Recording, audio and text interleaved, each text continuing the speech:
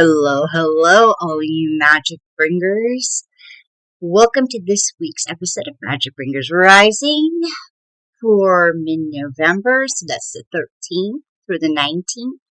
And this episode, find out what this surprising energy of the new moon in Scorpio could bring to your life. Stay tuned. Welcome to Magic Bringers Rising Chats, a show by Super Secret Powers. I'm your host, Lindsay Baldessano, and let's get ready for a dose of energy healing, channeled guidance, and humor to keep your intuitive flow open and your roots grounded so you can weave the life of healing, spiritual purpose, and magic that you want. So, hi. I have blonde hair, in case you hadn't noticed. It will be different the next time you see me. But that's kind of almost the whole overarching theme of this coming week anyway. And happy new moon in Scorpio, all you beautiful magic bringers. I think it's going to be full of like good mystery, good magic flow, and really kind of sets the tone for this week of new beginnings, because now we're getting this week we are at the end of the eclipse integration period. You say that, people say that, but it's not like what we learned over eclipse is going to go away. It's just that now we have to start like moving with the rest of the universe again as we take this a little bit more seriously. The changes and the revelations that did come through during eclipse season. And of course, those changes are supposed to carry us forward for the next 6 months. And then we're going to have like a wham bam, thank you, ma'am, kind of lift off with the great North American total eclipse. Yeah, that whole big thing that people are already talking about in the astrological communities. Woo. But I expect us to kind of coast through these next 2 months until 2024 and really kind of sink in. You know, we might even start getting previews as to what this whole number 8 energy, numerologically, that's the number of the year for 2024. What this number 8 energy will have in store for us, because it is going to be so completely different than a number 7. It's like a year, to me, like reading it and feeling into it without having done all of my research yet, because I'm just starting to put together the resources for 2024 astrologically. So I can offer that in the booklet, and that's going to be part of the bundle for the Ignite in 2024 bundle. But you'll hear more about that as time goes on. But it feels like small victories. It feels like things finally coming to fruition and taking root. And it's going to, of course, rely heavily on the work we did this year. So if you need a little bit of help processing, what happened this year, because let me tell you, it was a big year. Even if it turned out well, even if things seem like they're going smoothly-ish now, there was so much change, so many shifts, so many potentials for upgrade if you took them. And that can almost leave you feeling a little rootless during this time, during these next 2 months, because especially since they seem so liminal, because we're not like, this is like the last week, I think, that we're going to be like in normal time, right?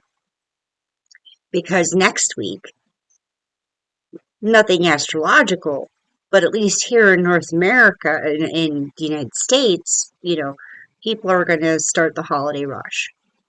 And it's going to get a little crazy on the roads. It's going to get a little crazy in the stores.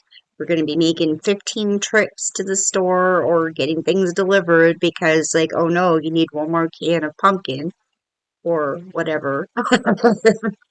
um, it's certainly not regular living. So the crunch starts next week, but, or at the end of next week at least. So we have this week and next week.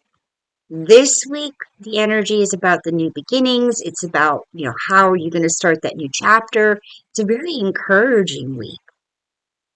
So let's see. Yeah, we have some Venus energy. Midweek, we have the Leonid's meteor shower. We have a very nice, like, Mars trine Neptune over the weekend, along with the meteor shower that I feel like can really help us elevate where all of these changes could be going, like elevate our vision, elevate our sense of courage, that maybe things didn't have to be as hard as we were making them. Maybe this block was just a fear to stop you from, like, going forward because you weren't sure that you can do it. But it's been there all along, the success, that whole path has been waiting for you to just say yes to it. I would still hold back on those rash decisions that we've been talking about for 3 weeks.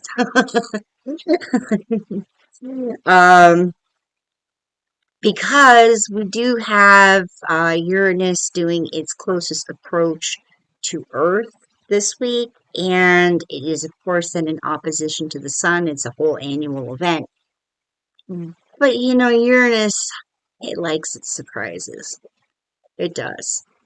Have a feeling, though, it's going to be more along the lines of everything conspiring in our favor.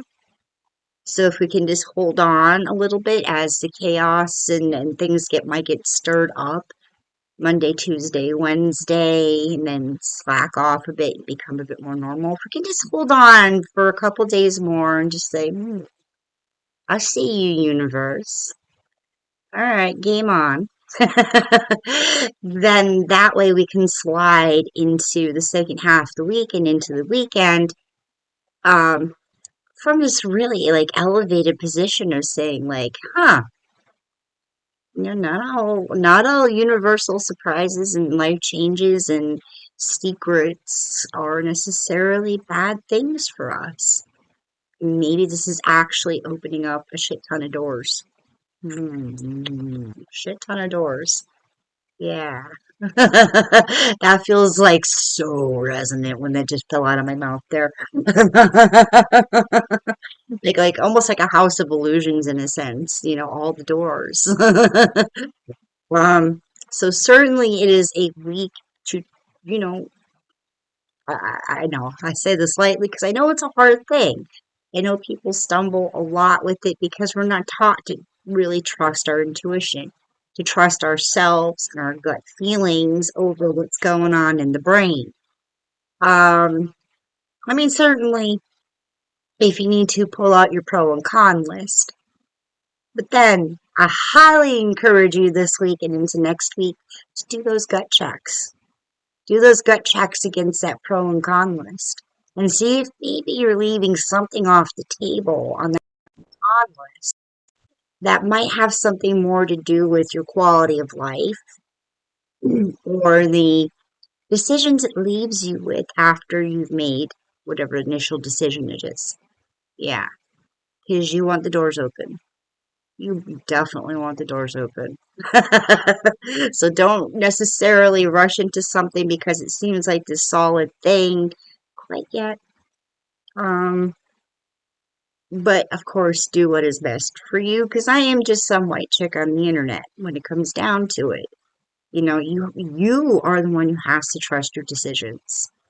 And me just telling you to trust your decisions doesn't mean that you're going to. Anyway, there is that.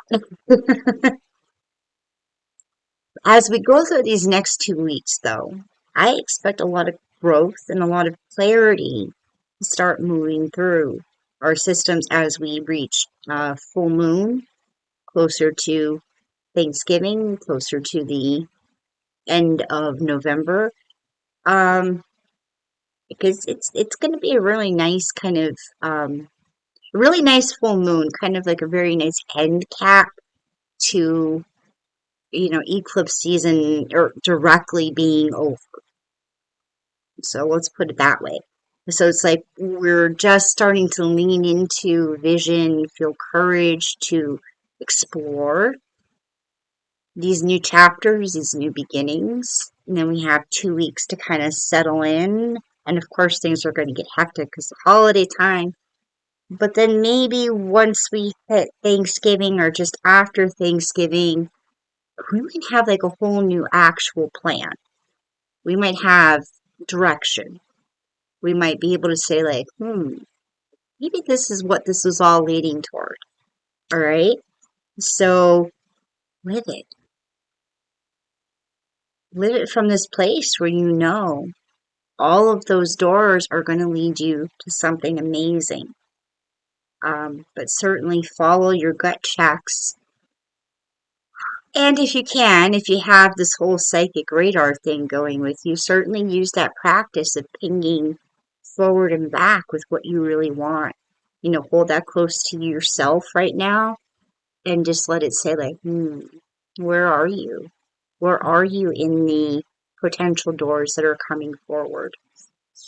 And if you want more information about how those practices work, certainly hit me up in the chats. I have packages for helping people really begin to learn to trust and develop their intuitive abilities so that they can really integrate it with their lives and come from this place where they are coming from their super secret power. Hence the name of my business. But this also includes, abilities like empathy or intuitive empathy, anything really. I have a lot of experience around it, and I love really just getting down to the nitty gritty of how people use and experience their gifts so that it becomes this natural and organic process for them, and they're not stumbling, and they're not in this worry, and they're not like, is this intuition or is this fear? Really get your discernment skills going for you. Anyway, watch out for the bundle.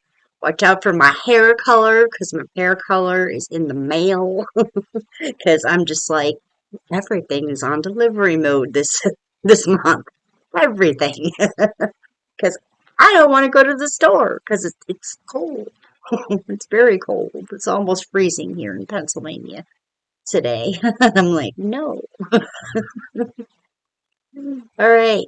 I love you all. And if you do miss the light language portions at the end of this video that had been there for the whole 75 episodes that we've done since like in the last 2 years, year and a half, then that just gives you one more excuse to join the Queen of Your Inner Realm circle where we'll be doing that there.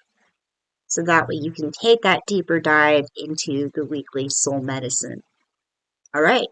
I love you all. I'll see you Wednesday for Living with Intuition with my friend Andrea. It's going to be fun this week, I think. Fun, fun, fun. Such good energies, right? Again, I can't wait to hear all of your stories about how you are experiencing this whole eclipse transition. So please leave me your stories and your experiences in the comments. I'd love to chat with you. And like, follow, share, because sharing is caring, especially with these kinds of soul messages. All right, greatest blessings.